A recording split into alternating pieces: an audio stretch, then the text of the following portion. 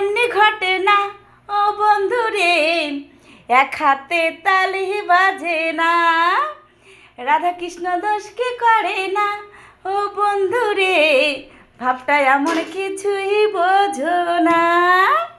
কি গো শোনা বন্ধুরা, কি বলো তো এগুলো? আমি তো দেখে না সত্যি অবাক হয়ে গেছি। ছেলে এই যে আমাদের পাশে যে দোকান, গ্রামের দোকান, দোকানে গেছিল দেশলাই আনতে, দেশলাই শেষ হয়ে গেছে বাড়িতে।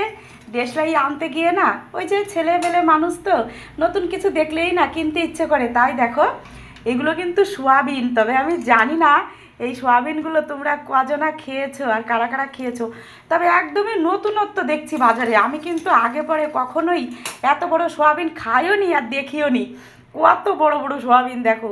আর জলে এখনও কিন্তু ভালো ভেজেনি, সবেই মাত্র ছেলে ভিজিয়েছে। আর এই যে না 20 টাকা সোয়াবিন, এই যে দেখো এই দুটো সোয়াবিনে এক হাত ভরে যাবে, এতটাই বড় হবে। ওই যে বললাম এখনও ভেজেনি। তাই এই যে দেখো এই যে সোয়াবিনগুলো আমি জলে ভিজিয়ে রেখেছি। আর এই যে কিন্তু বসিয়ে দিয়েছি চা, চিনি দিয়েছি, দুধ দিয়ে আর চিনি দিয়ে জাল হচ্ছে। এখন কিন্তু চা পাতি দেওয়ার পালা।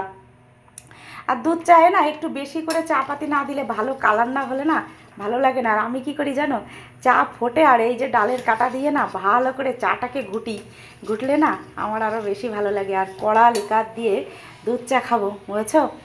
তাহলে আজকে কিন্তু এই যে শনিবারের দুপুরে রান্না হচ্ছে নিরামিষ আলু সোয়াবিনের তরকারি। একদমই নিরামিষ করব।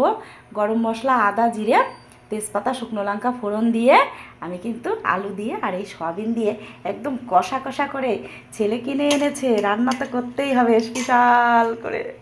দেখো দেখতে তো দারুণ লাগছে, খেতে কেমন লাগবে জানি না। তবে সয়াবিনের আর পনিরের কিন্তু টেস্ট হয় রান্নার উপরে নির্ভর করে। এদের নিজস্ব সেরকম কোনো টেস্ট নেই। রান্নাটা যত সুন্দর হবে ততই কিন্তু টেস্টি হবে।